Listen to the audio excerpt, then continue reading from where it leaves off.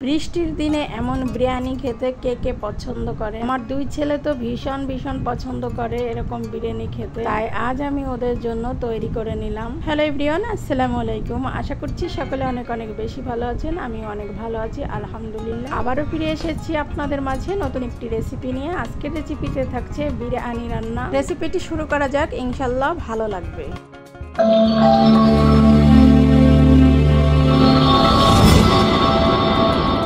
সর্বপ্রথমে আমি এখানে 1 কেজির থেকেও বেশি গোশ নিয়েছি, গরুর গোশ। আর এই গোশগুলো আমার ফ্রিজে ছিল। গোশ বলেন আর মাংস বলেন, যেটাই বলেন না কেন, মাংসগুলোকে আমি খুব ভালো করে ধুয়ে নিয়েছিলাম। আর ধুয়ে এবার একটা প্রেসার কুকারের মাঝে দিয়ে সামান্য লবণ দিয়েছি। এরপরে দিয়ে দিব 1 কাপ পানি। আর আমি মাংসের পিসগুলো কিন্তু খুব ভালো বড় করে নিয়েছিলাম। এবারে 5টা বাসি দিয়ে ভালো করে সেদ্ধ করে নিব। এখন আমি একটা টক দই তৈরি করছি। আর এর জন্য নিয়েছি 1/3 কাপ গুঁড়া দুধ আর 2 টুকরা লেবুর রস সম্পূর্ণ এর মাঝে দিয়ে একটা চামচের সাহায্যে নাড়াচাড়া করে মিশিয়ে নেব। তবে আপনারা চাইলে এখানে লেবুটা স্কিপ করে ভিনেগারও দিতে পারেন, তাতেও কিন্তু এখানে একটা টক দই তৈরি হয়ে যাবে। তো পারফেক্ট ভাবে আমি দইটা তৈরি করে নিতে পেরেছি। এখন আমি চুলায় চলে যাচ্ছি। আর বিরিয়ানি রান্নার জন্য কিন্তু সবসময় তেলের পরিমাণটা একটু বেশি লাগে, তো আমি 1/4 কাপ দিয়েছি। আর বড় আকারে 2টি পেঁয়াজ কুচি দিয়ে এখানে একটা ব্রেস্তা তৈরি করে নিব।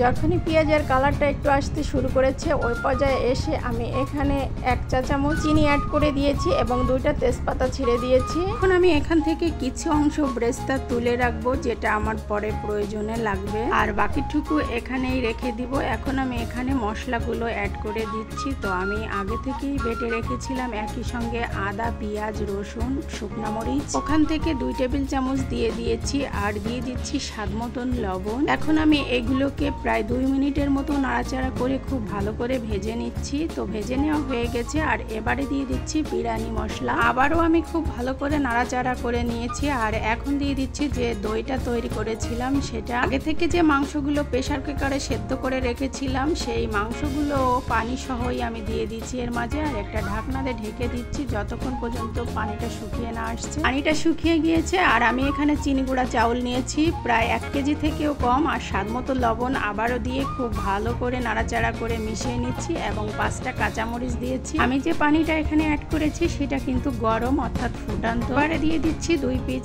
আলু বোখরা, এছাড়াও কিছু কিশমিশ। আর এখন আমি একটা ঢাকনার সাহায্যে ঢেকে রাখবো যতক্ষণ পর্যন্ত পানিটা শুকিয়ে না আসছে। এছাড়াও চুলার জালটা আমি হাই হিটে রেখেছি। তো পানিটা শুকিয়ে গেছে, নাড়াচাড়া করে নিচ্ছি। এখন চুলাটা বন্ধ করে দমে রেখে দেব প্রায় 10 মিনিটের জন্য। 10 মিনিট পরে আমি আবারও ফিরে এসেছি। আর যে পেঁয়াজের ব্রেস্তাগুলো তুলে রেখেছিলাম সেগুলো এর উপরে দিয়ে দিচ্ছি। দিয়ে একটা মাংস আমি এখান থেকে ছিঁড়ে দেখে দেব কাঁটা চামচের সাহায্যে কতটা নরম হয়েছে। আর বিরিয়ানির মাংস কিন্তু এরকম নরম না হলে খেতে মজা হয় না। যাই হোক, আলহামদুলিল্লাহ আমার বিরিয়ানিটা আজকের অনেক অনেক মজা হয়েছে। আশা করছি আপনাদের কাছেও ভালো লাগবে। ভালো লাগলে অবশ্যই কমেন্ট সেকশনে জানাতে ভুলবেন না। চ্যানেলে নতুন হইলে চ্যানেলটি সাবস্ক্রাইব করবেন, পেজ থেকে দেখলে পেজটি ফলো করবেন। এতক্ষণ যারা আমার এই ভিডিওটি দেখেছেন তাদেরকে অসংখ্য ধন্যবাদ জানিয়ে আজকের মতো বিদায় নিচ্ছি। আসসালামু আলাইকুম।